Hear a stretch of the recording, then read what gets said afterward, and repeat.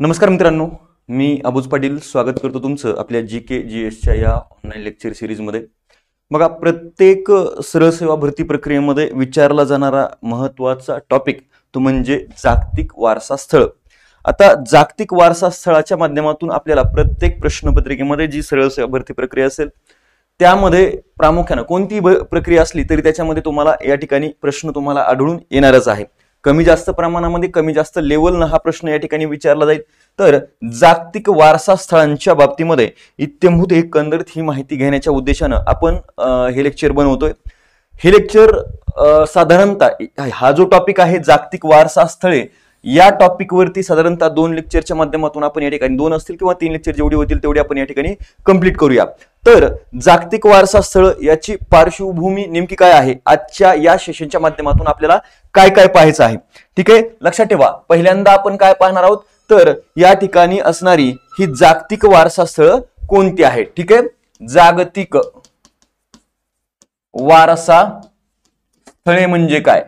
ठीक आहे, जागतिक वारसा स्थळे म्हणजे काय। ठीक आहे, त्याच्यानंतर दुसरा घटक या ठिकाणी या माध्यमातून लक्षात येऊन जाईल की याची पार्श्वभूमी काय आहे। पार्श्वभूमी काय आहे। ठीक आहे, पार्श्वभूमी म्हणजे काय तर जागतिक वारसा स्थळांची ही यादी तयार करण्याची गरज एकंदरीत का निर्माण झाली, अशा प्रकारची या ठिकाणी याला म्हणायचं आपण काय तर पार्श्वभूमी असं म्हणू शकतो। ठीक आहे, मग आता पार्श्वभूमी पाहिल्याच्या नंतर तिसरा घटक येतो तो म्हणजे जागतिक वारसा स्थळांची जबाबदारी। स्थळांची जबाबदारी आणि त्याच्यानंतर मग या ठिकाणी आपल्याला इथं की जगातील स्थळे, चौथा या ठिकाणी काय असेल जागतिक, म्हणजे जगातील काय किती स्थळ आहेत, कोणत्या देशामध्ये जास्त आहेत या ठिकाणी जागतिक स्थिती आपण म्हणूया, जागतिक स्थिती। आणि त्याच्यानंतर आपण येणार आहोत भारताकडं, भारत, आणि भारतामध्ये सुद्धा नंतर महाराष्ट्र, अशा पद्धतीने एकंदरीत टप्प्याटप्प्याने आपण काय करणार आहोत तर या जागतिक वारसा स्थळांची माहिती एकंदरीतरित्या घेणार आहोत। ठीक आहे, एवढ्या डीप मध्ये जाऊन प्रश्न तुम्हाला विचारला जाणार नाही, पण तरीही जर विचारला गेला तर या ठिकाणी ही ओझरती माहिती आपल्याला असली पाहिजे, यासाठी आपण काय करतो आहोत ही माहिती पाहणार आहोत। पहिल्यांदा लक्षात ठेवायचं की जागतिक वारसा स्थळ म्हणजे काय। बेसिक तुम्हाला कन्सेप्ट वरती प्रश्न विचारला जात नाही, डायरेक्टली फॅक्ट वरती सरळ सेवा भरती प्रक्रिया असेल किंवा याच्यावरती या टॉपिक वरती येणारा प्रश्न हा फॅक्च्युअल स्वरूपाचा असणार आहे। लक्षात घ्या, या ठिकाणी प्रश्न विचारत असताना काय विचारला जाणार आहे की या बाबतीमध्ये असणार आहे डायरेक्टली तुमच्या या ठिकाणी जागतिक स्थितीवरती आणि भारत आणि महाराष्ट्राची स्थिती या ठिकाणी विचारली जाईल, पण बाकीची माहिती का लक्षात ठेवणं गरजेचं आहे। जर तुम्ही या ठिकाणी तर कुठं विचारलं तर ते माहित असणं पाहिजे।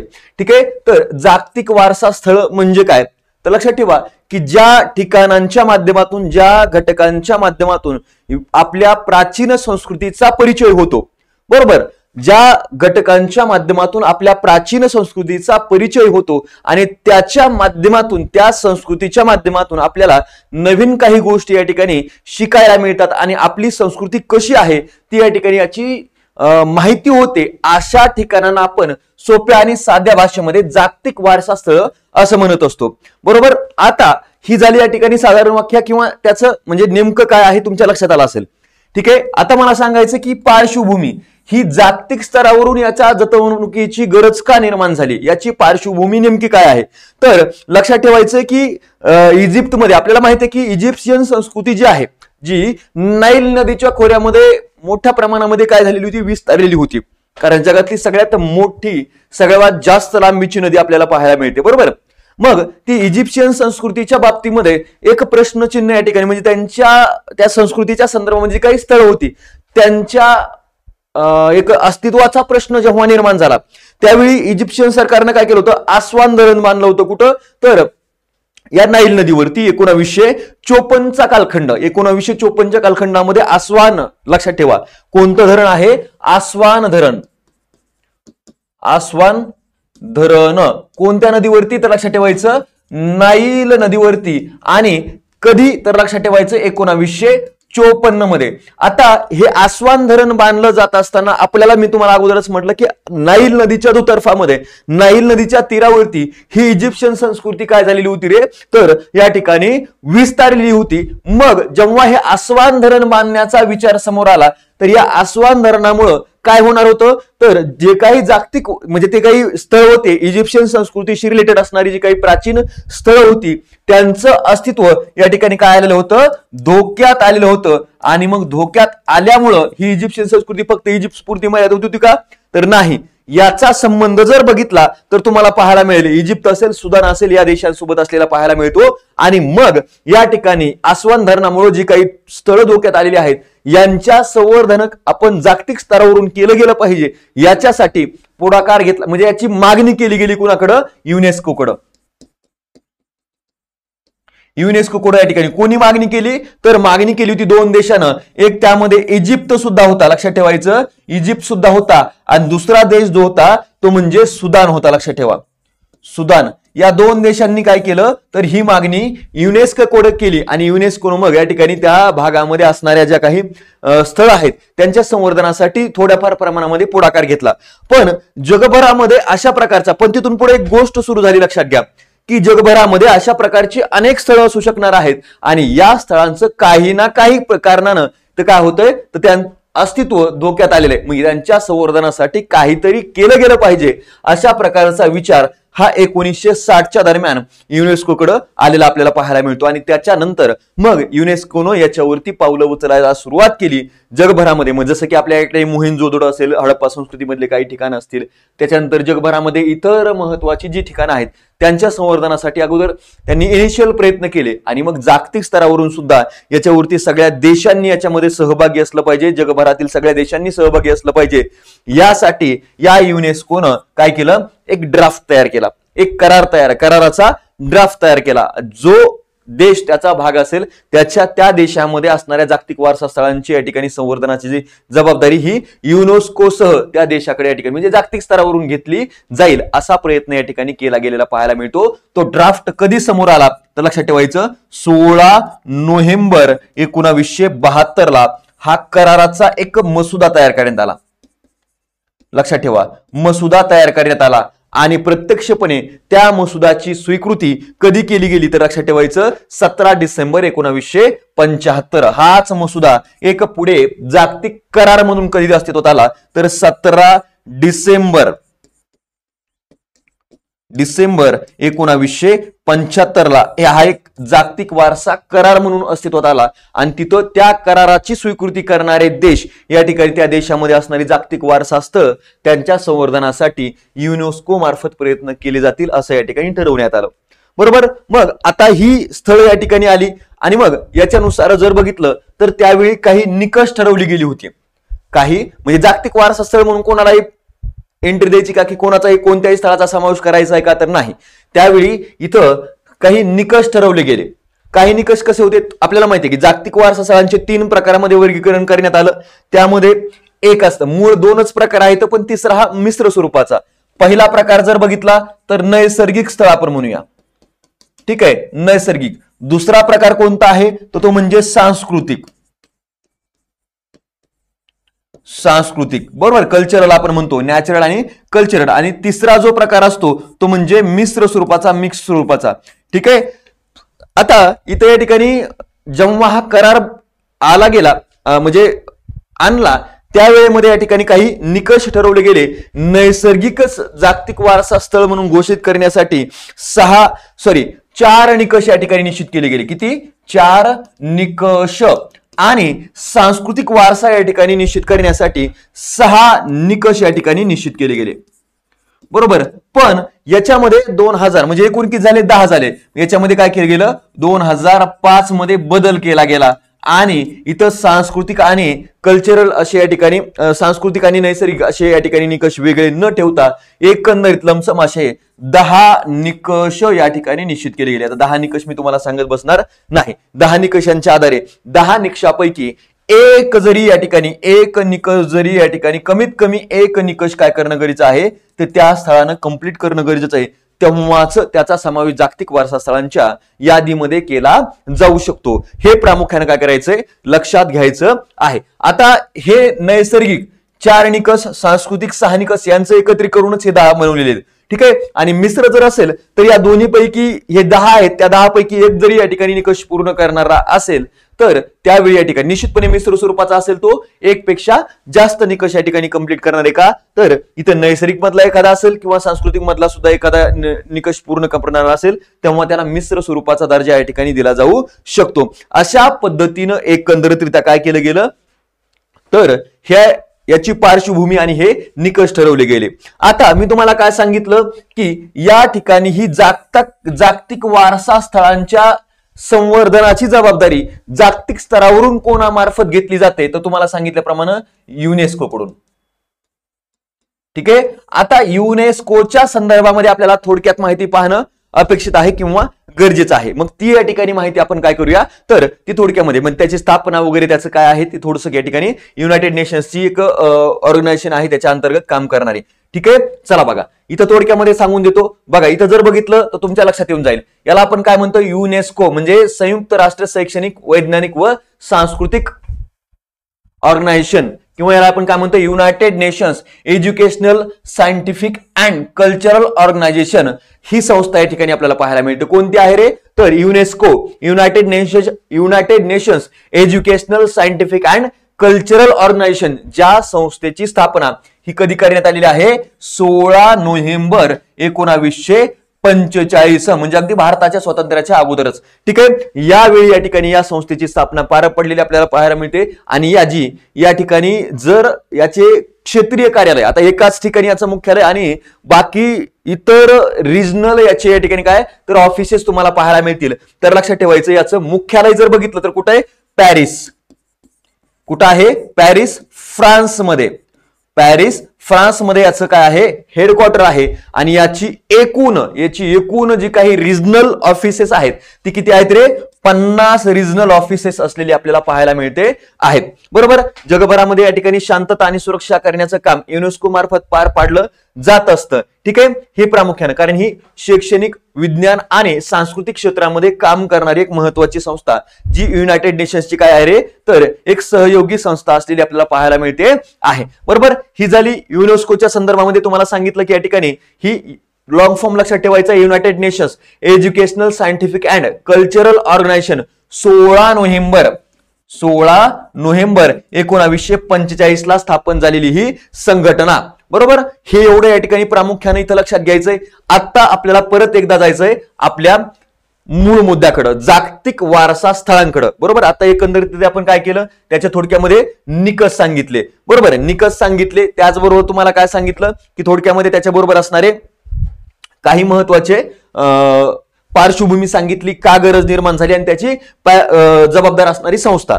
आता लक्षात ठेवा यांची निश्चिती कशी केली जाते तर जगभरामध्ये दरवर्षी एका ठिकाणी काय केलं जातं तर एक म्हणजे युनेस्को अंतर्गत काम करणारी एक समिती आहे, जागतिक वारसा समिती त्याला म्हटलं जातं. लक्षात ठेवा जागतिक वारसा समिती ही काय करत असते तर जगभरामध्ये जागतिक वारसा स्थळांच्या संदर्भामध्ये प्रत्येक देशाकडून प्रस्ताव मागून घेते. दरवर्षी हे प्रस्ताव सादर केले जातात आणि कोणाकडे सादर केले जातात तर या जागतिक वारसा समितीकडे सादर केले जातात. आणि ही समिती काय करते त्या स्थळांची पडताळणी करते, खरंच या निकषामध्ये बसतायत का, आणि मग या ठिकाणी यांची एक वार्षिक बैठक भरते. ठीक आहे. वार्षिक बैठक होते आणि त्या बैठकीमध्ये या ठिकाणी काय केलं जातं, कोणत्या स्थळांना जागतिक वारसा स्थळांच्या यादीमध्ये स्थान द्यायचं हे निश्चित केलं जातं आणि मग त्यामध्ये या ठिकाणी तेव्हा त्याला समावेश दिला जातो, त्या स्थळांना जागतिक वारसा स्थळांच्या यादीमध्ये समावेश दिला जातो.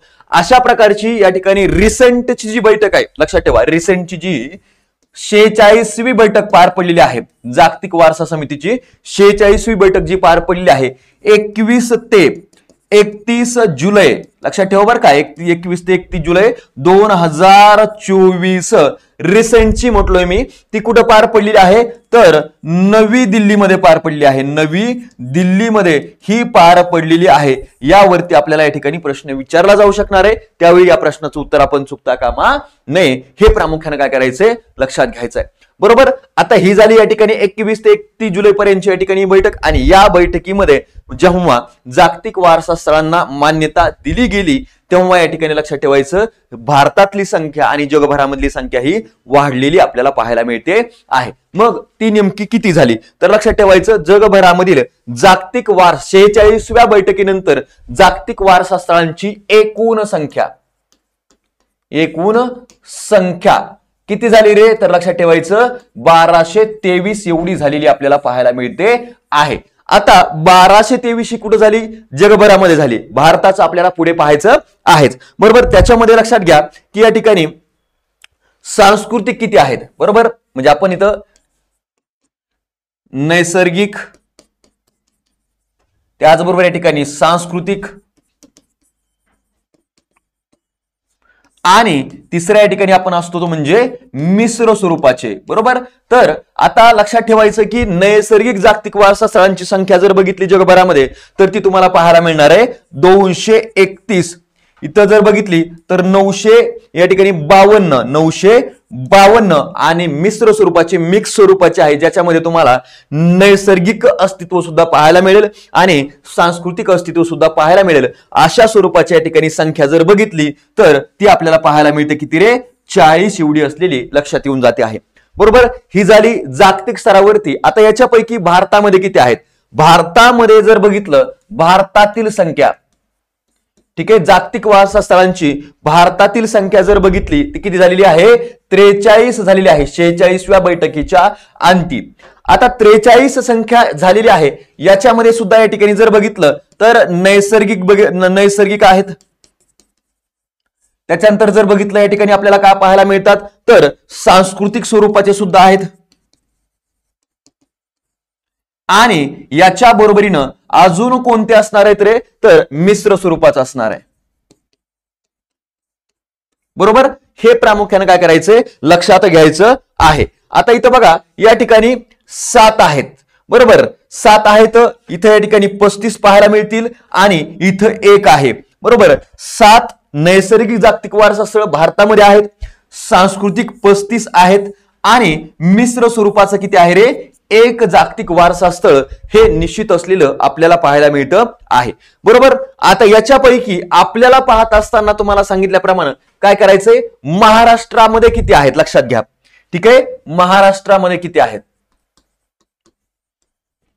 महाराष्ट्रामध्ये एकूण आपण 6 म्हणायचं बरं का 6 म्हणायचंय. 6 कोणते कोणते एक लक्षात ठेवायचं पहिलं आहे ते म्हणजे अजिंठा लेणी. दुसरं आहे वेरूळ लेणी. तिसरं जर बघितलं तर या ठिकाणी आपल्याला पाहायला मिळतं छत्रपती शिवाजी महाराज टर्मिनस. बरोबर छत्रपती शिवाजी महाराज टर्मिनस. आणि चौथं आहे ते म्हणजे वेस्टर्न घाट पश्चिम घाट. आणि 5वं या ठिकाणी आपल्याला पाहायला मिळतं ते म्हणजे व्हिक्टोरिया टर्मिनस. बरोबर. 1 मिनिट इथं तिसरं जे आहे तिसरे या ठिकाणी सीएसटी नाहीये. तिसरं आहे घारापुरी लेणी याला एलिफंटा केव्ज म्हणतात. आणि त्याच्यानंतर आहे इथं छत्रपती शिवाजी महाराज टर्मिनस. आणि 5वं जर बघितलं तर ते आपल्याला पाहायला मिळतं कोणतं वेस्टर्न घाट. बरोबर पश्चिम घाट. आणि त्याच्यानंतर 6वं आहे ते म्हणजे लक्षात ठेवायचं व्हिक्टोरियन आर्ट डेकोर. बरोबर गॅथिक विक्टोरियन आणि art decor Victorian art deco Victorian आणि गॅथिक आर्ट डेको असं या ठिकाणी याला म्हटलं जातं. बरोबर. आता याचा समावेश या दोन्हींचा समावेश 1983 मध्ये आहे. ठीक आहे. याचा समावेश जर बघितला तर घारापुरी लेणीचा 1987 मध्ये आहे. सीएसएमटीचा जर बघितला तर आपल्याला या ठिकाणी पाहायला मिळतो कधी 2004 आहे. आणि त्याच्यानंतर वेस्टर्न घाट जर बघितला 2012 मध्ये आहे. व्हिक्टोरियन आर्ट डेको जर बघितला तर या ठिकाणी 2018 मध्ये आहे. आता ही झाली एकंदरीत महाराष्ट्रातली जागतिक वारसा स्थळ. आता आपल्याला काय करायचंय माहितीये का तर याच्यामध्ये प्रामुख्याने जर बघितलं तर तुम्हाला लक्षात येऊन जाईल वेस्टर्न घाट हा फक्त कसा आहे रे तर हा फक्त या ठिकाणी तुम्हाला पाहायला मिळतो नैसर्गिक स्वरूपाचा आहे. बरोबर नैसर्गिक स्वरूपाचा हा एकच आहे, बाकी या ठिकाणी हे जर 5 बघितले तर ते कसे आहेत, सांस्कृतिक स्वरूपाचे आहेत. कसे आहेत रे, कल्चरल वर्ल्ड हेरिटेज साईट या ठिकाणी तुम्हाला पाहायला मिळतात. मग आता याची इत्यंभूत माहिती एकाएकाची आपल्याला अगोदर काय करूया, तर महाराष्ट्राच्या संदर्भामध्ये ही माहिती डिटेलमध्ये घेऊया आणि त्याच्यानंतर मग आपण काय करूया, तर भारतातले जे महत्वाचे ठिकाण आहेत त्यांची माहिती या ठिकाणी घेऊया. बरोबर, कारण इथं आपल्याला अलीकडचे जे आहेत, म्हणजे जसं की तुम्हाला सांगितलं 41, 42 आणि 43. 41 कोणतं आहे, तर ते लक्षात ठेवायचं, ते म्हणजे कोणतं आहे, तर शांतिनिकेतन. ठीक आहे. दुसरं जर बघितलं तर ते कर्नाटक मधले कोणते या ठिकाणी हळेबीड या ठिकाणचे मंदिर बघा, ते तुम्हाला पाहायला मिळतील. बरोबर, कर्नाटकातील मंदिरे 3 मंदिर आहेत बघा त्यामध्ये. ठीक आहे, 3 मंदिरं, हळेबीड असेल ते 3 मंदिरं तुम्हाला पाहायला मिळतात. आणि 43 कोणतं आहे, तर ते आसाम मधले. बरोबर, आसाम मधले जे काही अहोम साम्राज्य होतं त्यांच्या जे म्हणजे समाधी स्थळ आहेत ते या ठिकाणी आपल्याला पाहायला मिळतात. अहोम साम्राज्याची समाधी स्थळ ती या ठिकाणी अलीकडची तुम्हाला पाहायला मिळतात. होयसळ मंदिर, याला होयसळ मंदिर म्हणतात बरं का. होयसळ मंदिरे ते 3 आहेत. आणि अहोम साम्राज्याची जी काही समाध्या होत्या त्या समाध्या या ठिकाणी तुम्हाला काय पाहायला मिळतात, त्याला मोईदम म्हणतात बघा, मोईदम. ते या ठिकाणी 43 जागतिक वारसा स्थळ आहे. ठीक आहे, ही 3. आणि अगोदर काय करूया, तर ही 5 सुरुवातीला आपण काय करूया, व्यवस्थित पद्धतीनं पाहून घेऊ आणि त्याच्यानंतर मग आपण या ठिकाणी पाहणार आहोत ही इतर. अगोदर ही पाहिली जातील आणि मग भारतातली इतर महत्वाची जागतिक वारसा स्थळ पाहून घेऊया. ठीक आहे, चला मग या ठिकाणी आपल्याला पाहता येईल, पहिलं आहे अजिंठा लेणी. साधारणतः तुम्हाला डायरेक्टली प्रश्न विचारत होतो कोणत्या जिल्ह्यामध्ये आहे. बरोबर, मग त्यामध्ये जर बघितलं तर या ठिकाणी अजिंठा लेणी ही तालुका सोयगाव छत्रपती संभाजीनगर जिल्ह्यामध्ये आहे.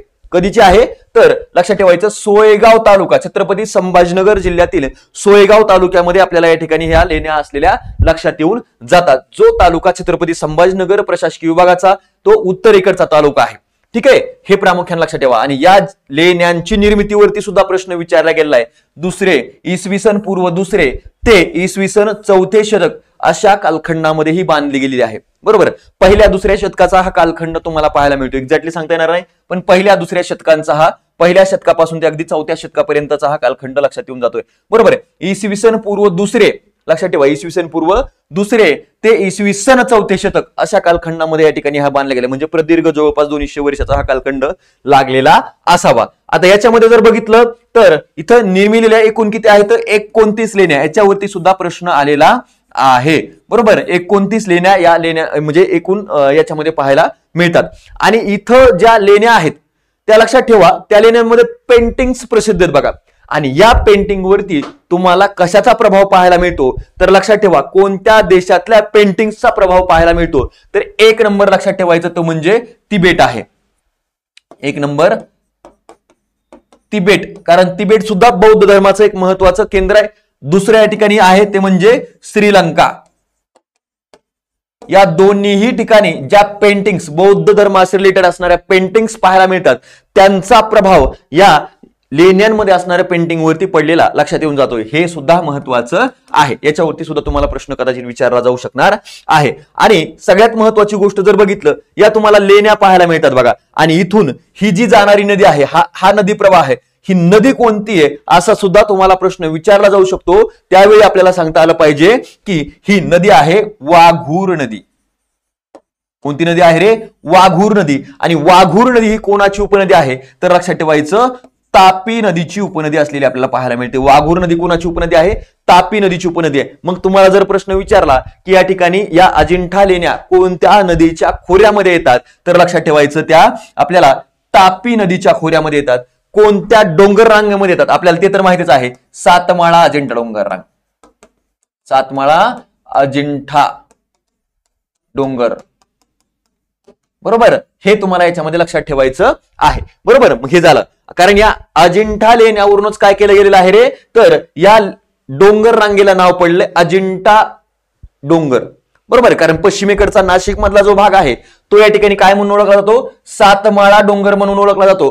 पण जसं अंकाई टंकाईपासून पूर्वेकडे त्या डोंगर रांगा पुढे विस्तारतात तेव्हा त्याला या ठिकाणी अजिंठा हे नाव प्राप्त होतं. ठीक आहे, हे प्रामुख्याने काय करायचं, लक्षात ठेवायचंय. बरोबर, मग हे झालं या ठिकाणी लेण्या. त्याचबरोबर या ठिकाणी कोणत्या नदीचं खोरं आहे. आता या लेण्या जर बघितल्या नदीपात्रापासून 15 ते 30 मीटर उंचीवर, म्हणजे इथं जर बघितलं 15 ते 30 मीटर एवढी या ठिकाणी ही उंची पाहायला मिळते. बरोबर, त्या उंचीवरती काय करण्यात आलेल्या आहेत, निर्माण करण्यात आलेल्या तुम्हाला पाहायला, कातळ म्हणजे काय तर कपारीवरती या ठिकाणी यांची निर्मिती करण्यात आलेली तुम्हाला पाहायला मिळते आहे. बरोबर, त्याच्यानंतर बघा आणखीन काही वैशिष्ट्य आहेत का, तर लक्षात ठेवा की भारताच्या केंद्रीय पर्यटन मंत्रालयाच्या प्रतिष्ठित पर्यटन स्थळांच्या यादीमध्ये यांचा समावेश करण्यात, म्हणजे जे केंद्रीय पर्यटन मंत्रालय आहे ज्या भारताचं आहे त्यानं काय केलेलं होतं की 12 अशा स्थळांची यादी जाहीर केली जी यांची या ठिकाणी प्रतिष्ठित पर्यटन स्थळ होती. बरोबर, भारतातल्या. तर त्या 12 स्थळांमध्ये अजिंठा लेण्यांचा सुद्धा समावेश करण्यात आलेला तुम्हाला पाहायला मिळेल. हे सुद्धा लक्षात ठेवायचंय. अजिंठा आणि वेरूळ या दोन्ही लेण्यांचा समावेश या ठिकाणी या 12 स्थळांमध्ये करण्यात आलेला आहे. बरोबर, हे झालं. त्याच्यानंतर बघा आता अजिंठा लेणी ही जागतिक वारसा स्थान म्हणून युनेस्कोच्या वर्ल्ड हेरिटेज साइट्स मध्ये कधी समाविष्ट केली गेली, तर लक्षात ठेवायचं 1983 मध्ये घोषित करण्यात आली. आणि लक्षात घ्या की या जागतिक वारसा स्थळांच्या यादीमध्ये समाविष्ट होणारं भारतातलं पहिलं ठिकाण म्हणजे या अजिंठा लेण्याच होत्या. हे सुद्धा तुम्हाला या ठिकाणी लक्षात ठेवायचंय. बरोबर, दुसरं स्थान कोणतं असेल तर त्या वेरूळ लेण्या होत्या.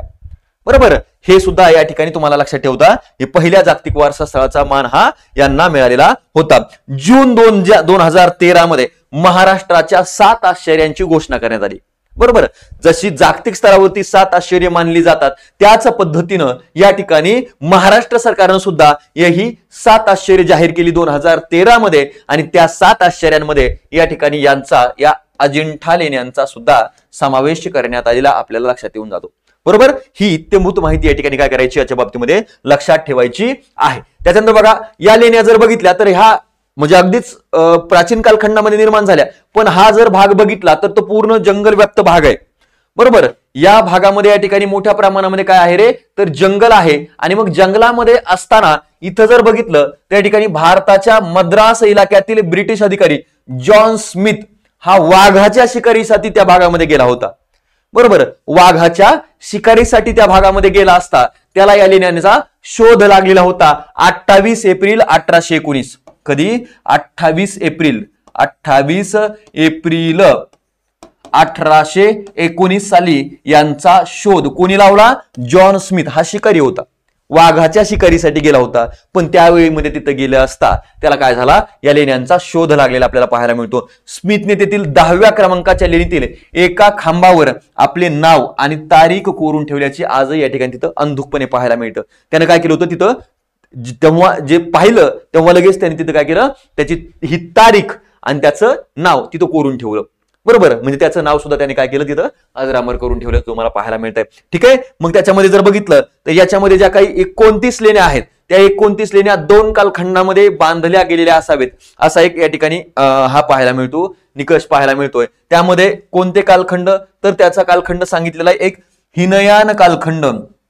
बरोबर, हिनयान कालखंडामधल्या काही लेण्या आहेत त्यामध्ये जर बघितलं 9, 10, 11, 12 आणि 15 अशा लेण्या ज्या आहेत त्या हिनयान कालखंडामधल्या असाव्यात, हिनयान कालखंडामध्ये बांधल्या गेल्या असाव्यात. आणि हा जो काही कालखंड आहे इसवी सन पूर्व 2ऱ्या शतकाच्या सुमारास या ठिकाणी यांची निर्मिती सुरू झाली असावी. बरोबर, हिनयान कालखंड म्हणजे कोणता, इसवी सन पूर्व 2ऱ्या शतकाचा कालखंड. ठीक आहे, तो तुम्हाला इथं लक्षात ठेवायचा आहे. बरोबर, त्या कालखंडामध्ये कोणत्या 9, 10, 12, 13 आणि 15 या लेण्या बांधल्या गेलेल्या असाव्यात, कोरल्या गेलेल्या. बांधल्या म्हणणं चूक ठरेल, त्या कोरल्या गेलेल्या असं या ठिकाणी काय करावं लागेल आपल्याला म्हणावं लागणार आहे. ठीक आहे, आणि त्याच्यानंतर ज्या इतर लेण्या आहेत त्यामध्ये जर बघितलं या ठिकाणी या सगळ्या लेण्यातून बुद्धांचं या ठिकाणी दर्शन होतं, स्तूप रूपांतर होते. आणि तिथे जर बघितलं या ठिकाणी काही विहार आहेत आणि काही स्तूप आहेत. बरोबर, स्तूप म्हणजे प्रार्थना स्थळ आपण म्हणूया आणि विहार म्हणजे राहण्याचं ठिकाण. बरोबर, या व्यतिरिक्त 1 ते 29 क्रमांकाची लेणी साधारणतः 800 ते 900 वर्षानंतर म्हणजे इसवी सनाच्या 6व्या ते 7व्या शतकाच्या आसपास या ठिकाणी म्हणजे महायान कालखंडामध्ये निर्माण केली गेली असावी असा एकंदरीत निष्कर्ष यांच्या अभ्यासकांनी काढलेला आहे. म्हणजे लक्षात ठेवा म्हणजे ज्या सुरुवातीला इसवी सन पूर्व 200 मध्ये कोरल्या गेल्या त्याच्यानंतर कधी तर जवळपास 800 ते 900 म्हणजे या ठिकाणी 6व्या-7व्या शतकामध्ये यांची पुन्हा दुसऱ्या ज्या लेण्या आहेत 1 ते 29 क्रमांकाच्या त्यांची या ठिकाणी साधारणतः मधल्या इतर लेण्या बरं का त्यामधल्या या लेण्या सोडल्या ह्या सुरुवातीच्या आहेत आणि जी निर्मिती लेण्यांना क्रमांक जे दिले गेलेले आहेत ना ते क्रमांक असे निर्मितीनुसार नाही येत ते अशा जसे येतात दिसतात तशा या ठिकाणी ते क्रमांक दिले गेलेले आहेत ठीक आहे मग त्यातल्या आधी काही लेण्या नंतर काही लेण्या अशा या ठिकाणी बनवले ते मला पाहायला मिळतील ठीक आहे महायान लेणी ही वाकाटक राजवटीत या ठिकाणी निर्मिली गेलेली असावी म्हणजे वाकाटक राजघराण्याच्या कारकिर्दीमध्ये या महायान कालखंडातील लेण्यांची निर्मिती केलेली असावी असं या ठिकाणी काय होतं निष्कर्ष काढला जातो आणि त्यावेळी बऱ्याच वेळा या ठिकाणी या लेण्यांना वाकाटक लेणी सुद्धा म्हटलं जातं हे तुम्हाला काय करायचं लक्षात ठेवायचं आहे वाकाटक राजघराण्याच्या कारकिर्दीमध्ये या काही लेण्यांची निर्मिती करण्यात आलेली आपल्याला पाहायला मिळते आणि वाकाटक राजघराण्याच्या रासानंतर मग लेण्यांची निर्मिती ही काय केली गेली थांबवली गेली आणि मग तिथं तुम्हाला पाहायला मिळतं की काही लेण्या या अर्धवट स्वरूपाच्या असलेल्या पाहायला मिळतील हे या ठिकाणी काय करायचं व्यवस्थित पद्धतीने लक्षात ठेवायचं आहे बरोबर चला आता अजिंठा इथून या ठिकाणी 29 लेण्यापैकी हिनयान कालखंडातील लेण्यामध्ये 9व्या व 10व्या क्रमांकाची लेणी ही चैत्यगृह आहेत हिनयान ज्या लेण्या आहेत हिनयान प्रांत म्हणजे ते बौद्ध धर्माचे 2 प्रांत आहेत बघा प्रांत म्हणण्यापेक्षा आपण पंथ म्हणायचं तुम्हाला ठीक आहे काय आहेत हिनयान आणि या ठिकाणी महायान पंथ त्या हिनयान आणि महायान पंथामध्ये या ठिकाणी जर बघितलं त्यांच्या लेण्यांमध्ये असणाऱ्या या 9व्या आणि 10व्या क्रमांकाच्या ज्या लेण्या आहेत त्या काय आहेत चैत्यगृह आहेत व 12, 13 आणि 15 लेण्या क्रमांकाच्या लेण्या आहेत ते विहार आहेत म्हणजे चैत्यगृह म्हणजे काय आहेत रे तर इथं प्रार्थना स्थळ आहेत ते बौद्ध धर्माचे आणि विहार म्हणजे काय आहेत रे तर हे वास्तव्य स्थान आहेत बरोबर हे प्रामुख्याने काय करायचं लक्षात ठेवायचं आणि महायान कालखंडातील लेण्यापैकी या ठिकाणी 19, 26 आणि 29 या क्रमांकाची लेणी जर बघितली ही चैत्यगृह असून बाकी ज्या आहेत त्या विहार आहेत बरोबर हे चैत्यगृह फक्त 3च आहेत इथं किती 19, 26 आणि 29 कारण का तर प्रार्थना स्थळांची संख्या या ठिकाणी तेव्हा निश्चितपणे कारण कमीच असतात वास्तव्यासाठी लोकांना जागा जास्त लागते ना सो त्यामुळे या ठिकाणी काय केलेलं आहे विहार हे जास्त बांधून घेतलेले आपल्याला पाहायला मिळतात अशा स्वरूपामध्ये या लेण्यांची वैशिष्ट्य या ठिकाणी आपल्याला पाहायला मिळतात लक्षात ठेवायचंय इत्यंभूत माहिती याच्या पलीकडे तुमचा प्रश्न जाणार नाही ठीक आहे चलो आता आपल्याला जाता येईल ते कुठं तर पुढची जागतिक वारसा स्थळातील ठिकाण ते म्हणजे कोणतं रे तर वेरूळ लेणी ठीक आहे ज्याला आपण एलोरा केव्ज म्हणतो ठीक आहे एलोरा केव्ज आता एलोरा केव्ज मध्ये जर बघितलं तर या ठिकाणी लक्षात येऊन जाईल ही सुद्धा कुठं आहे छत्रपती संभाजीनगर आणि हे त्याचं काय आहे कैलास मंदिराचं हे चित्र पाहायला मिळतंय हे काय आहे कैलास मंदिर जे आहे ना त्या ठिकाणी त्या मंदिराचं चित्र तुम्हाला इथं हे दिसून येतं आहे हे तुम्हाला स्पष्ट दिसेल छत्रपती संभाजीनगर शहरापासून 30 किलोमीटर अंतरावरती आहे बघा ठीक आहे सर्वांना परिचित अंतरावरील वेरूळ गावातील ही जगप्रसिद्ध लेणी आता वेरूळचं आणखीन एक वैशिष्ट्य बघा वेरूळचं आणखीन एक वैशिष्ट्य काय तर त्या ठिकाणी आणखीन एक म्हणण्यापेक्षा 2 वैशिष्ट्ये सांगेल मी काय वैशिष्ट्य असू शकतात जे तुम्हाला परिचित एक परिचित असेल पण दुसरं परिचित कदाचित असणार नाही वेरूळ हे गाव जर बघितलं ना मित्रांनो या ठिकाणी एकतर 12 ज्योतिर्लिंगापैकी एक आहे हा पॉइंट इथं तुमचा क्लिअर करून टाकतो की महाराष्ट्रामध्ये भारतामध्ये जे काही 12 ज्योतिर्लिंग आहेत त्या 12 पैकी 5 ज्योतिर्लिंग ही महाराष्ट्रामध्ये आपल्याला पाहायला मिळतात आणि त्या 5 पैकी एक म्हणजे वेरूळचा काय आहे रे घृष्णेश्वर आहे घृष्णेश्वर आणि हे तुम्हाला परिचित असेल निश्चितपणे परिचित असेल पण याच्याही पुढे जाऊन एक गोष्ट तुम्हाला सांगतो की वेरूळ हे गाव या महाराष्ट्राला आकार देणारे स्वराज्य स्थापनेच्या या ठिकाणी ज्यांची संकल्पना होती शहाजीराजे असेल किंवा भोसले घराणं असेल त्या भोसले घराण्याचं मूळ गाव कोणतं असेल तर ते म्हणजे वेरूळ आहे लक्षात ठेवायचं छत्रपती शिवाजी महाराजांचं मूळ गाव जर कोणतं असेल तर ते लक्षात ठेवायचं कोणतं आहे ते वेरूळ आणि हे वेरूळचा जो घृष्णेश्वर आहे तो या ठिकाणी काय होता तर यांचा कुलदैवत असलेला आपल्याला पाहायला मिळतो ठीक आहे हे प्रामुख्याने काय करायचं लक्षात घ्यायचं आहे माहित असायचं म्हणजे आणि तिथं आजही शहाजी राजांची गडी किंवा भोसल्यांची गडी तिथं प्रसिद्ध आहे बरोबर तिथं तुम्ही जरी कधी गेलात तर निश्चितपणे काय करू शकता पाहू शकता ही भोसल्यांची गडी आता इथे या ठिकाणी घृष्णेश्वर हा पॉइंट आलाच आहे तर तो अगोदर आपण काय करूया क्लिअर करून घ्या म्हणजे तुमच्या पर्यटन टॉपिक मध्ये ज्योतिर्लिंग नावाचा एक टॉपिक येतो बघा ज्योतिर्लिंग त्या ज्योतिर्लिंगाची माहिती या ठिकाणी देऊन देतो 5 ज्योतिर्लिंग आहेत. 12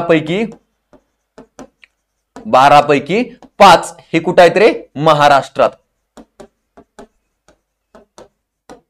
मग 12 पैकी 5 महाराष्ट्रामध्ये असतील, त्यापैकी पहिला जर बघितलं त्यापैकी 3 हे तुम्हाला मराठवाड्यामध्ये पाहायला मिळतील. 3 कुठं आहेत रे? मराठवाडा. बरोबर. त्यामधला एक म्हणजे घृष्णेश्वर, इथं खाली लिहितो रे, ठीक आहे. त्यातला एक म्हणजे कोणता रे? घृष्णेश्वर. घृष्णेश्वर, वेरूळ, छत्रपती संभाजीनगर, ठीक आहे. दुसरा जो आहे तो म्हणजे कोणता रे? तर लक्षात ठेवायचं, तो म्हणजे परळी वैद्यनाथ. वैद्यनाथ लिहितो इथं, वैद्यनाथ, ठीक आहे. कुठला आहे रे? बीड, परळी. कुठं रे? तर बीड जिल्हा. तिसरा जर बघितला तर तो आहे, लक्षात ठेवायचं, तिसरा म्हणजे नागनाथ. नागनाथ, त्याचं नाव आहे, लक्षात ठेवायचं, कुठं आहे रे? औंढा. औंढा नागनाथ हे कुठं आहे? हिंगोली जिल्हा. हे झाले मराठवाड्यातले 3. याच्या व्यतिरिक्तचे जे 2 आहेत ना, म्हणजे चौथ्या क्रमांकाचा आपल्याला पाहायला मिळतो कोणता? तर तो म्हणजे भीमाशंकर.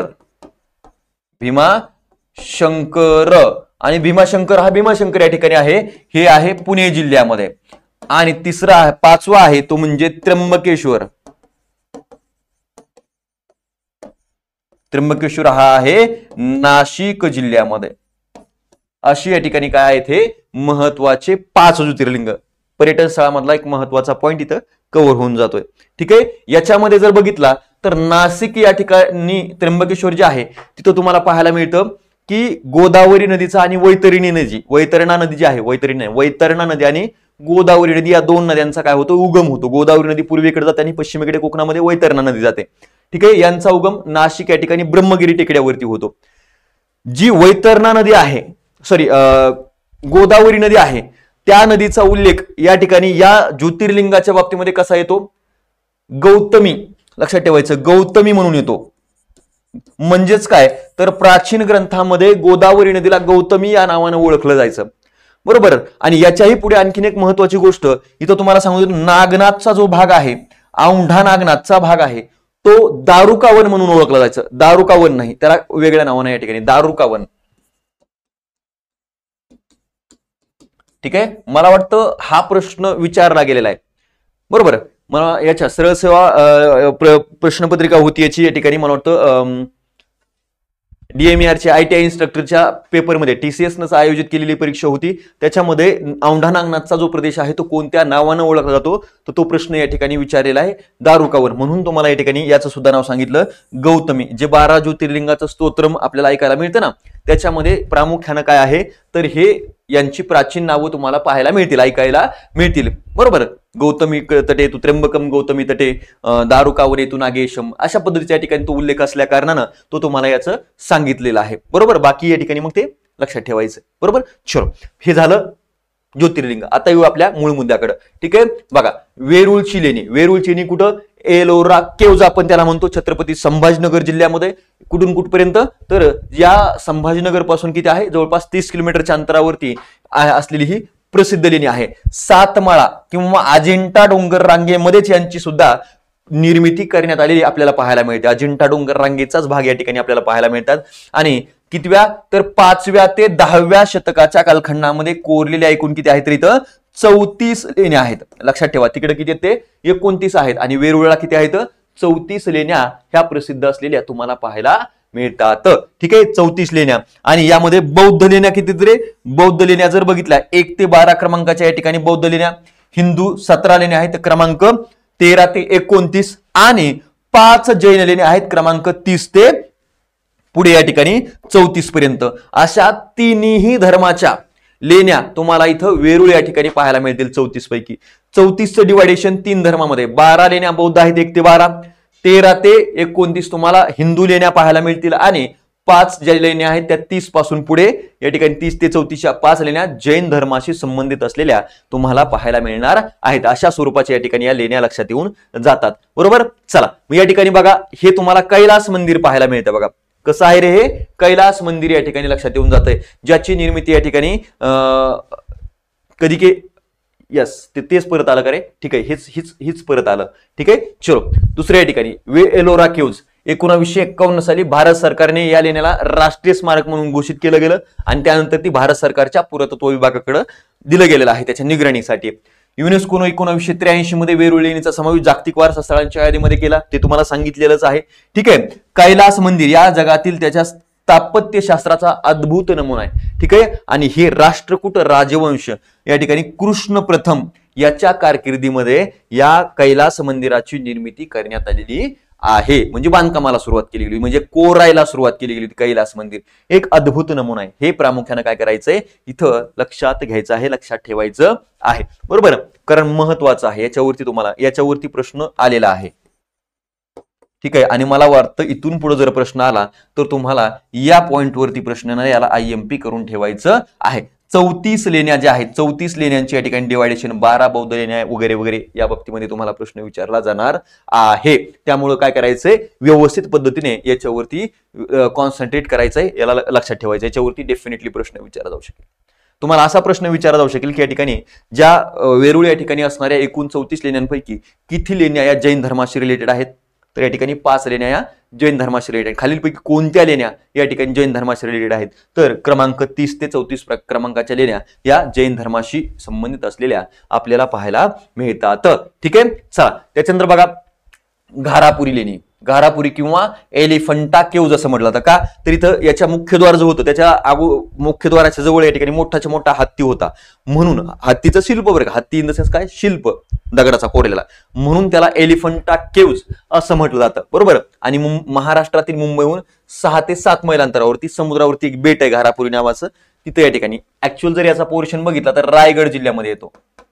लक्षात ठेवा, रायगड जिल्ह्यामध्ये या ठिकाणी हे येतात. त्यामुळे हे प्रामुख्याने लक्षात ठेवायचे. घारापुरी ग्रामपंचायत ती रायगड जिल्ह्यामध्ये कन्सिडर केली जात असते. तिथे जेव्हा आपण फिरायला जातो तिथं तुम्हाला जर पाटी वाचली तर घारापुरी ग्रामपंचायत रायगड जिल्हा असं या ठिकाणी येतं. ठीक आहे, म्हणून हे प्रामुख्याने लक्षात ठेवा. ठीक आहे, घारापुरी या लहान बेटावर या डोंगरामध्ये कोरलेल्या ह्या लेण्या तुम्हाला पाहायला मिळतील. या भव्य आकाराच्या शिल्पांसाठी प्रसिद्ध आहेत. दुसरी गोष्ट इथं इसवी सन 9वे ते 13वे शतक या कालखंडामध्ये यांची निर्मिती करण्यात आली आहे. निर्मितीचा कालखंड लेण्यांच्या बाबतीमध्ये तुम्हाला विचारला जाऊ शकतो. 9वे ते 13व्या शतकाच्या कालखंडामध्ये काय केलेलं आहे तर या घारापुरी लेण्यांची निर्मिती करण्यात आलेली आपल्याला पाहायला मिळते आहे. हे प्रामुख्याने काय करायचं, लक्षात घ्यायचं आहे. आणि 1987 साली या लेण्यांना युनेस्कोच्या जागतिक वारसा स्थळांच्या यादीमध्ये समाविष्ट केलं गेलेलं तुम्हाला पाहायला मिळतं आहे. या ठिकाणी जर बघितलं तर एक महत्वाचं लक्षात ठेवायचं की इथं त्रिमूर्ती असलेली एक 3 मुंडक्याची एक मूर्ती इथं आहे बघा. ठीक आहे, भगवान शंकराचं 3 मुंडके असणारे या ठिकाणी एक शिल्प इथं पाहायला मिळतं आणि जगभरामध्ये तशा प्रकारचं शिल्प कुठेही पाहायला मिळत नाही. ठीक आहे, ते सुद्धा या लेण्यांचं एक वैशिष्ट्य आहे. तो सुद्धा प्रश्न तुम्हाला विचारला गेलेला आहे. ठीक आहे, कुठं विचारला आता एक्झॅक्टली माझ्या लक्षात नाहीये, पण तो विचारला गेलेला आहे की भगवान शंकराचे 3 मुंडके असणारी शिल्प हे कोणत्या ठिकाणी पाहायला मिळतं? तर लक्षात ठेवायचं फक्त ते एकमेव ठिकाण आहे, ते म्हणजे या घारापुरी लेण्यांमध्ये. ठीक आहे, तुम्ही पाहिलंय असेल चित्रामध्ये वगैरे कधी. ठीक आहे, घारापुरी लेण्यांचा प्रवेशद्वारावर या ठिकाणी प्रचंड हत्तीचे प्रचंड आकाराचे या ठिकाणी शिल्प होतं. त्यावरून त्यांना एलिफंटा लेणी असं या ठिकाणी नाव पडलंय. आणि हे शिल्प सध्या मुंबईच्या राणीबागेमध्ये कन्सिडर केलं जात असतं. पण कुठं आहे जिल्हा? रायगड या ठिकाणी लक्षात ठेवा. बरोबर, कारण तिथला तो संदर्भ आहे बरं का, लक्षात ठेवा, तिथला तो संदर्भ आहे. नवी मुंबईचा भाग त्याला कन्सिडर केला जातो. नवी मुंबईच्या राणीच्या बागेमध्ये एलिफंटा लेण्यांची निर्मितीचा काळ हा साधारण इसवी सन 900 ते 1300च्या दरम्यान असावा. बरोबर, 9वे ते 13वं शतक या ठिकाणी सांगितलेलं आहे असा अंदाज आहे. एक अखंड पाषाण कोरून यांची निर्मिती करण्यात आली आहे. आणि ज्या लेण्या निर्माण केल्या गेलेल्या आहेत म्हणजे जसं की तुम्हाला अजिंठा लेण्या सांगितल्या, वेरूळच्या लेण्या सांगितल्या. आता त्या 2 लेण्यांचं काय तर वरून खाली कोरत गेलेले ते. ठीक आहे, पण याचं वैशिष्ट्य असं की एक अखंड होतं आणि ते खालीच त्याचं या ठिकाणी खालून वर यांना कोरीत जायचं होतं, पण ते पूर्णपणे या ठिकाणी यांची कोरीव झालेलं नाहीये. ठीक आहे, इथं जर बघितलं या गावाचे प्राचीन नाव श्रीपुरी असं होतं, श्रीपुरी. आणि कोकणातले जे काही मौर्य साम्राज्य होतं, लक्षात ठेवा, मौर्य वंश जो होता त्या मौर्य वंशाची या ठिकाणी काय होती रे, राजधानी असावी असा एक निष्कर्ष अभ्यासकांनी काढलेला आपल्याला पाहायला मिळतोय. ठीक आहे, मौर्य साम्राज्याचे. त्यानंतर इथं जर बघितलं तर चालुक्य असतील, राष्ट्रकूट असतील, यादव असतील, यांनी काय केलंय, मोगल असतील, यांनी या ठिकाणी क्रमाक्रमाने इथं राज्य केलं. आणि त्याच्यानंतर मग शेवटी छत्रपती शिवाजी महाराजांच्या ताब्यामध्ये सुद्धा काही कालावधीसाठी हे काय होतं, बेट असलेलं पाहायला मिळतं. कधी, 16व्या शतकाच्या पूर्वार्धात हे या ठिकाणी हे बेट पोर्तुगीजांच्या ताब्यात गेलं. छत्रपती शिवाजी महाराजांच्या काळात ते मराठ्यांनी सुद्धा हस्तगत केलं आणि नंतर ते कुठं गेलं, तर ते गेलं इंग्रजांच्या ताब्यामध्ये. ठीक आहे, आणि 1774 मध्ये त्यावर इंग्रजांनी आपलं प्रभुत्व स्थापन केलेलं आपल्याला या ठिकाणी पाहायला मिळतं. आणि त्याच्यानंतर मग ते इंग्रजांच्या ताब्यात होतं आणि इंग्रजांच्या ताब्यातून कुठं आलं, मग भारताच्याच या ठिकाणी स्वतंत्र भारताच्या ताब्यामध्ये हे बेट आलेलं आपल्याला लक्षात येऊन जातं आहे. हा असा या ठिकाणी क्रम आहे. बरोबर, ही याच्या बाबतीमध्ये एवढी माहिती. ते फक्त त्रिमूर्तीचं शिल्प लक्षात ठेवायचं. 3 मुंडक्याचं या ठिकाणी एक मूर्ती महादेवाची इथं प्रसिद्ध आहे. ते जगभरामध्ये तशा प्रकारचं शिल्प कुठेही पाहायला मिळत नाही, महादेवाची मूर्ती तशी पाहायला मिळत नाही. ते तुम्हाला फक्त या ठिकाणी महाराष्ट्रामधल्या घारापुरी लेण्यामध्ये आकाराला आलेली लक्षात येऊन जाते आहे. त्याच्यावरती तुम्हाला प्रश्न कदाचित विचारला गेला तर तो माहित असला पाहिजे. त्याच्यानंतर तो छत्रपती शिवाजी महाराज टर्मिनस, ज्याला आपण CST म्हणतो, आणि पूर्वी नाव काय होतं याचं, VT म्हटलं जातं, व्हिक्टोरियन टर्मिनस. बरोबर, तर लक्षात ठेवायचं, VT आधीचे नाव काय होतं, व्हिक्टोरिया टर्मिनस. का, तर व्हिक्टोरिया राणीच्या म्हणजे याच्या निमित्त बांधलं गेलेलं आपल्याला पाहायला मिळतं ते. ठीक आहे, चला इथं जर बघितलं तर याचं पूर्वीचं नाव, हे ठिकाण जर बघितलं, बोरीबंदर म्हटलं जायचं त्याला. बोरीबंदर ते मुंबई शहरामधील एक ऐतिहासिक सर्वात मोठं रेल्वे स्थानक आहे हे. ठीक आहे, बोरीबंदर, त्याचं पूर्वीचं नाव बोरीबंदर, त्याला व्हिक्टोरिया टर्मिनस नाव दिलं गेलं. नंतर आता छत्रपती शिवाजी महाराज टर्मिनस असं या ठिकाणी याला नाव दिलं गेलेलं आहे. युनेस्कोच्या जागतिक वारसा स्थळांच्या यादीमध्ये याचा समावेश करण्यात आलेला आहे. कधी, 2004 मध्ये. ठीक आहे, 2004 मध्ये जागतिक वारसा स्थळांच्या यादीमध्ये समाविष्ट केलं गेलं. आणि हे पश्चिम मध्य सेंट्रल रेल्वेचं काय आहे रे, तर मुख्यालय आहे. बरोबर, सेंट्रल रेल्वेचं मुख्यालय या ठिकाणी असलेलं तुम्हाला पाहायला मिळत आहे. बरोबर, इथं मुंबईमध्ये 2 रेल्वे झोनचे मुख्यालय आहेत. त्यामध्ये इथं छत्रपती शिवाजी महाराज टर्मिनसला जर बघितलं तर तुम्हाला काय पाहायला मिळतंय, सेंट्रल रेल्वेचं आहे. बरोबर, आणि वेस्टर्न रेल्वेचं कुठं आहे, तर ते या ठिकाणी चर्चगेटला तुम्हाला पाहायला मिळतं मुंबईमध्ये. ठीक आहे, सो हे प्रामुख्याने लक्षात ठेवा. मुंबईच्या बोरीबंदर भागात असलेले स्थानक, अगोदर याचं नाव काय होतं, बोरीबंदर. भारतामध्ये जी पहिली रेल्वे सुरू झालेली होती ती इथूनच सुरू झाली होती, याच रेल्वे स्थानकावरून. पूर्वी त्याचं नाव होतं बोरीबंदर. बोरीबंदर ते ठाणे. बरोबर, या कालखंडामध्ये याच ठिकाणांच्या दरम्यान ही पहिली रेल्वे धावली होती ना, ती त्याला 3 इंजिन वगैरे होते बघा, साहेब सिंध सुलतान वगैरे नावाचं नाही का, 1953 मध्ये. ठीक आहे, डलहौसीचा कालखंड हा इतिहासाचा भाग आहे, नंतर तुम्हाला पाहायला मिळेलच. बरोबर, आणि मग नंतर या ठिकाणी या बोरीबंदर स्थानकाच्या जागेवरती काय केलं गेलं, 1887 मध्ये व्हिक्टोरिया राणीचा जो काही राज्याभिषेक झाला, त्या राज्याभिषेकाच्या स्मृतीप्रित्यर्थ या ठिकाणी ही इमारत बांधली गेली. बरोबर, आणि सुवर्ण जयंती म्हणजे व्हिक्टोरिया राणीच्या सुवर्ण जयंतीनिमित्त, राज्याभिषेकाच्या सुवर्ण जयंतीनिमित्त या ठिकाणी ही इमारत बांधली गेली. आणि 18 या ठिकाणी किती आहेत, तर जे आपण म्हणतो प्लॅटफॉर्म, 18 प्लॅटफॉर्म या ठिकाणी आहेत. त्यातले जर बघितले 1 ते 7 हे मुंबई म्हणजे जी काही मेट्रो आहे ना मुंबईसाठीची, शहरासाठी शहरी रेल्वे, तिचे 1 ते 7 हे मुंबई उपनगरी रेल्वेचे प्लॅटफॉर्म आहेत. तर बाकी जे आहेत ते म्हणजे 8 ते 18 त्या ठिकाणी मुख्य रेल्वे म्हणजे या ठिकाणी सेंट्रल रेल्वेसाठी समर्पित असलेले तुम्हाला पाहायला मिळतील. कधी जर गेलात तिथलं तरी हे माहित असलं पाहिजे आपल्याला, की समजा मुंबईत फिरायचंय म्हटल्यानंतर कुठं कोणत्या प्लॅटफॉर्मवरती जायचं, तर आपण जर गेलो 18व्या क्रमांकाच्या, तर तिथं आपल्याला शहरातली रेल्वे कधीही मिळणार नाही. पण जर तुम्हाला पुण्याला वगैरे यायचं किंवा मुंबई शहराच्या बाहेर पडायचंय, कुठेतरी बाहेरच्या सिटीमध्ये जायचं, त्यावेळी आपल्याला 8 ते 18 तिथं आपल्याला 1 ते 7च्या दरम्यानच्या प्लॅटफॉर्मवर जाऊन फायदा होणार नाही. ठीक आहे, सो ते लक्षात ठेवायचंय. अशा पद्धतीने या ठिकाणी हे छत्रपती शिवाजी महाराज टर्मिनस या ठिकाणी आहे. बरोबर, त्याचा एकंदरीत इतिहास याच्यामध्ये जास्त काही नाही. ठीक आहे, चला त्याच्यानंतर बघा पश्चिम घाट, हे महत्वाचं आहे. याला 2012 मध्ये जागतिक वारसा स्थळांच्या यादीमध्ये स्थान देण्यात आलेलं होतं. कधी, 2012 मध्ये जागतिक वारसा स्थळांच्या यादीमध्ये याला स्थान दिलं गेलेलं होतं. सह्याद्री किंवा पश्चिम घाट, आता याला सह्याद्री महाराष्ट्रापुरतं म्हटलं जातं, आणि पश्चिम घाट जे आहे तर ते लक्षात ठेवायचं की पश्चिम घाट पूर्ण हा भारताच्या पश्चिम किनारपट्टीला समांतर पसरलेली ही रांग आहे. महाराष्ट्राच्या भूगोलामध्ये अभ्यास करत असताना याचा इत्यंभूत आपल्याला माहिती देते, याच्या निर्मितीची प्रक्रिया दिली जाते, सगळी गोष्ट दिली जाते. बरोबर, मग 2012 मध्ये जागतिक वारसा स्थळांच्या यादीमध्ये याचा समावेश करण्यात आला. कोणत्या राज्यातल्या जागतिक वारसा स्थळांचा याच्यामध्ये समावेश केला, 36 ठिकाणं समाविष्ट केली गेली होती. पश्चिम घाट या नावाखाली 36 ठिकाणांचा समावेश जागतिक वारसा स्थळांच्या यादीमध्ये करण्यात आलेला होता, बरोबर. जैवविविधता राखीव क्षेत्र संवर्धन क्षेत्र आहे हे एक प्रकारचं, जे बायोस्फिअर हॉटस्पॉट जे म्हणतात ना म्हटलं जातं, तसं या ठिकाणी हे एक आहे, बरोबर. तर बायोडायव्हर्सिटी हॉटस्पॉट म्हणायचं तुम्हाला, बरं का. बायोडायव्हर्सिटी हॉटस्पॉट पैकी एक पश्चिम घाट सुद्धा आहे, बरोबर. मग आता 36 पैकी जर बघितलं कोणत्या कोणत्या राज्यामध्ये आहेत, तर लक्षात ठेवा इथं जर बघितलं तर महाराष्ट्र तर आहेच आहे. त्याच्यानंतर गोवा, कर्नाटक, तमिळनाडू आणि केरळ या एकूण किती राज्यामध्ये आहेत, तर 5 राज्यांमध्ये विस्तारलेला पश्चिम घाट हा जागतिक वारसा स्थळांच्या यादीमध्ये काय केला गेलेला आहे, समाविष्ट केला गेलेला आहे.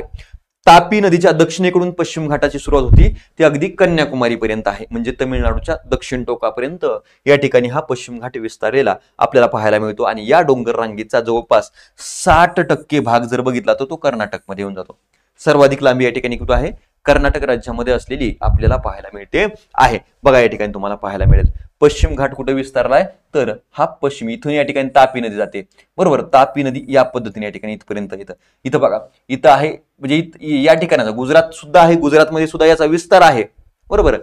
महाराष्ट्र इथं बघा गुजरात, महाराष्ट्र इथं गोवा आहे, ठीक आहे. नंतर या ठिकाणी इथं काय आहे रे, हे कर्नाटक आहे इथपर्यंत, कर्नाटक नंतर इथं केरळ आहे आणि त्यानंतर या ठिकाणी काय आहे रे, हे तमिळनाडू पाहायला मिळतं. अशा एकूण 1 2 3 4 आणि 1 2 3 4 5 आणि 6 राज्यामध्ये पश्चिम घाटाचा विस्तार झालेला आहे, ठीक आहे. पण त्याच्यामध्ये जागतिक वारसा स्थळांच्या यादीमध्ये या 5 राज्यातल्या स्थळांचा समावेश केला गेलेला तुम्हाला पाहायला मिळतो. या डोंगर रांगेचं क्षेत्रफळ जर बघितलं तर 1,60,000 चौरस किलोमीटर, बरं लक्षात ठेवा 1,60,000 चौरस किलोमीटर असून या रांगेची सरासरी उंची 1200 मीटर आहे. सरासरी ॲव्हरेज हाईट किती आहे, तर 1200 मीटर. ही अनेक उंच शिखर या ठिकाणी म्हणजे सामावून घेतात, याच्यामुळे वेगवेगळे भाग. याच्यापैकी महाराष्ट्रातलं सर्वांचे शिखर या ठिकाणी कळसुबाई आहे 1646, बरोबर. त्याच्यामध्ये मग नंतर साल्हेर, मुल्हेर वगैरे बरेच आहेत, पण महाराष्ट्रातलं सर्वोच्च शिखर कळसुबाई आहे 1646 मीटरचं. त्याच्यानंतर जर बघितलं तर या ठिकाणी तुम्हाला कर्नाटकामध्ये 1862 मीटर उंचीवर असलेलं कुद्रेमुख नावाचं शिखर आहे. कुद्रेमुख हे कर्नाटकामधलं सर्वोच्च शिखर मानलं जातं, ठीक आहे. आणि दक्षिणेकडे केरळमध्ये जर गेलं तर अनेमुडी आहे, बघा अनेमुडी पालघाटची खिंड जी आहे इथं या ठिकाणी आपल्याला पालघाटची खिंड पाहायला मिळते. या पालघाटच्या खिंडीच्या दक्षिणेकडे अनेमुडी नावाचं शिखर आहे, ज्याची उंची किती आहे 2695 मीटर. हे या ठिकाणी या रांगेमधलं पश्चिम घाटातलंच नव्हे तर दक्षिण भारतातलं सर्वोच्च शिखर मानलं जातं. दक्षिण भारतातलं सर्वोच्च शिखर मानलं जातं द्वीपकल्पावरचं, पेनिन्सुलावरचं, ठीक आहे. हे प्रामुख्याने काय करायचं, लक्षात ठेवायचं आहे. ही झाली पश्चिम घाटाच्या बाबतीमध्ये माहिती. आता येतो आपण मुंबईचे व्हिक्टोरियन आणि आर्ट डेको, बरोबर. वास्तुशिल्प जे तुम्हाला सांगितल्याप्रमाणे 2018 मध्ये काय केलं गेलं, जागतिक वारसा स्थळांच्या यादीमध्ये समाविष्ट केलं गेलेलं हे तुम्हाला पाहायला मिळतंय. याच्यामध्ये जर बघितलं ना 2018 मध्ये तुम्हाला सांगितलं 20व्या शतकातील आर्ट डेको शैलीच्या इमारतींचा संग्रह आहे. हा एक ग्रुप ऑफ बिल्डिंग्स आपण तसं म्हणू शकतो याला, ठीक आहे. काय केलेलं आहे तर ग्रुप ऑफ बिल्डिंग्स म्हणजे वेगवेगळ्या म्हणजे बिल्डिंगचा हा समूह आहे, बरोबर. याच्यामध्ये काही शासकीय इमारती सुद्धा आहेत आणि काही प्रायव्हेट इमारतींचा सुद्धा समावेश केला गेलेला आहे, बरं का. हे तुम्हाला माहित असलं पाहिजे. आपल्याला बऱ्याच वेळा वाटतं की सगळ्याच फक्त प्रायव्हेट गव्हर्नमेंट इमारतींचा समावेश केला जातो, गव्हर्नमेंटच्या ताब्यात असते, असं होत नाही. प्रायव्हेट इमारतींचा सुद्धा समावेश या ठिकाणी जागतिक वारसा स्थळांच्या यादीमध्ये करण्यात आलेला आपल्याला पाहायला मिळतो आहे, ठीक आहे. आता याच्यामध्ये जर बघितलं या इमारती ओहोल मैदानाभोवती उभ्या आहेत. कोणत्या मैदानाभोवती, ओहोल मैदानाभोवती उभ्या असलेल्या पाहायला मिळतात. ओहोलच्या पूर्वेला व्हिक्टोरियन गॅथिक सरकारी इमारती आहेत आणि पश्चिमेला जर बघितला तर बॅक बे रेल्मेशन मरीन ड्राईव्हच्या आर्ट डेको तुम्हाला पाहायला मिळतात. मरीन ड्राईव्हचे आर्ट डेको तुम्हाला या ठिकाणी या खाजगी इमारती आहेत, बरोबर. पश्चिमेकडच्या खाजगी कोणत्या ओव्हल मैदानाच्या पूर्वेकडे ज्या आहेत त्या व्हिक्टोरियन आर्ट गॅथिक इमारती सरकारी आहेत आणि पश्चिमेला ज्या आहेत त्या ठिकाणी बॅक बे रेल्मेशन त्या ठिकाणी मरीन ड्राईव्हच्या आर्ट डेको ज्या आहेत त्या ठिकाणी खाजगी स्वरूपाच्या इमारती पाहायला मिळतात, बरोबर, प्रायव्हेट असणाऱ्या, ठीक आहे. आणि एकूण 94 इमारतींचं हे संरक्षण म्हणजे याच्यामध्ये एका नावाखाली 94 इमारतींचा समावेश करण्यात आलेला आहे, ठीक आहे. त्याच्यामध्ये जर बघितलं तुम्हाला काही प्रश्न विचारला जाणार नाही कोणत्यात म्हणून, ठीक आहे, पण तुम्हाला साधारणतः थोडक्यामध्ये माहित असाव्यात. बघू शहर दिवाणी आणि सत्र न्यायालय म्हणजे या ठिकाणी त्यांचं जुनं सचिवालय होतं त्याची एक इमारत आहे.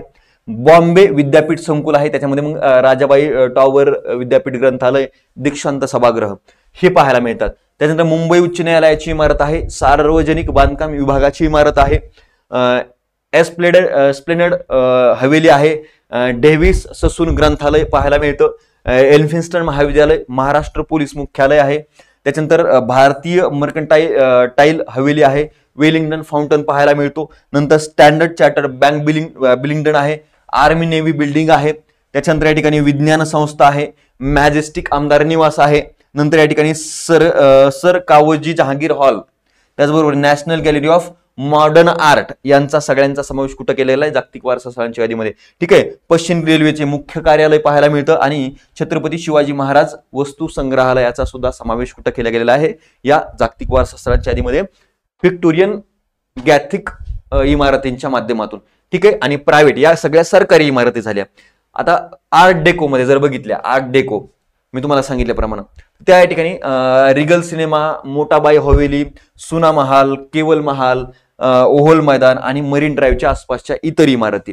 ठीक आहे. त्यांचा सुद्धा समावेश या जागतिक वारसा स्थळांच्या यादीमध्ये करण्यात आलेला आहे. आता हे झालं जागतिक वारसा स्थळांच्या बाबतीमध्ये. इत्यंभूत या ठिकाणी डिटेल माहिती, याच्या बाहेर प्रश्न जाणार नाही. ठीक आहे. तर ते प्रामुख्याने याच्यामध्ये फक्त लक्षात ठेवायचं की एकूण किती आहेत रे, 94 इमारती आहेत त्या जागतिक वारसा स्थळांच्या यादीमध्ये समाविष्ट केलेल्या आहेत. ठीक आहे. आता आर्ट डेको तुम्हाला सांगितलं. ठीक आहे. आता आपल्याला या ठिकाणी पाहायचं की महाराष्ट्राची, तुम्हाला म्हणलं 2013 जून 2013 मध्ये 7 आश्चर्य या ठिकाणी महाराष्ट्र सरकारनं जाहीर केलेली होती. बरोबर. त्यामध्ये कोणाचा समावेश होतो? ठीक आहे. तर 7 आश्चर्यापैकी या ठिकाणी छत्रपती शिवाजी महाराज टर्मिनल हे एक होतच होतं. बरोबर. त्यामध्ये अजून कोणत्या होत्या बघा. शांती आणि सद्भावनेचे प्रतीक असणाऱ्या या ठिकाणी ग्लोबल पॅगोडा कुठे, मुंबईमध्येच आहे. ठीक आहे. मुंबईच्या मध्य रेल्वेचे मुख्यालय छत्रपती शिवाजी महाराज टर्मिनस, सेंट्रल रेल्वेचं मुख्यालय छत्रपती शिवाजी महाराज टर्मिनस. त्याच्या मध्ययुगीन काळातील एक अभेद्य किल्ला कोणता आहे? देवगिरी. छत्रपती संभाजीनगर जिल्ह्यामध्ये असणारा हा देवगिरी किल्ला. किती झाले या ठिकाणी बघा, 1 2 3. त्याच्यानंतर या ठिकाणी जर बघितलं तर या ठिकाणी पश्चिम घाटातील कास पठार, बरोबर, हे किती झालं? 4. कास पठार या ठिकाणी नैसर्गिक आहे. 4 नंतर या ठिकाणी जर स्वराज्याची दुसरी राजधानी या ठिकाणी रायगड किल्ला 5. ठीक आहे. बुलढाण्यातील लोणार सरोवर हे किती झालं? 6. छत्रपती संभाजीनगर मधील अजिंठा लेणी ही झाली 7. ठीक आहे. अशी या ठिकाणी ही 7 आश्चर्य, बरोबर, अजिंठा लेणी अशी या ठिकाणी ही 7 आश्चर्य महाराष्ट्र सरकारनं 2013 मध्ये काय केली होती? डिक्लेअर केली होती. बरोबर. यांना एकत्रित, बरं का, अजिंठा आणि वेरूळ लेण्या यांचा एकत्रित समावेश आहे. म्हणजे 7वं आश्चर्य म्हणजे काय? अजिंठा वेरूळ लेण्या असं म्हटलं जातं. ठीक आहे. हे प्रामुख्याने काय करायची? 7 आश्चर्य सुद्धा लक्षात ठेवायची आहेत. कदाचित त्याच्यावरती जर प्रश्न आला, पर्यटनाच्या दृष्टिकोनातून महत्वाचं आहे ते, यांच्या जिल्ह्यावरती तुम्हाला प्रश्न विचारला जाईल. बरोबर. बुलढाण्यातील म्हणजे तुम्हाला प्रत्येक सांगितलेला आहे, जिल्ह्यावाईज आहे ते. ठीक आहे. चलो, या पद्धतीने या ठिकाणी आपल्याला हा टॉपिक इथं कव्हर होतोय. पुढच्या लेक्चरच्या माध्यमातून आपण रिसेंटचे जे जागतिक वारसा स्थळ आहेत भारतातले ते आपण पाहूया आणि त्याच्यानंतर मग भारतातले इतर काही महत्वाचे असतील ते सुद्धा पाहून घेऊया. ठीक आहे. चला, आजच्या या सेशनच्या माध्यमातून या ठिकाणी विराम देतो. आजच्या शिवेला विराम देतो. भेटूया पुढच्या सेशनच्या माध्यमातून. Thank you so much. चलो.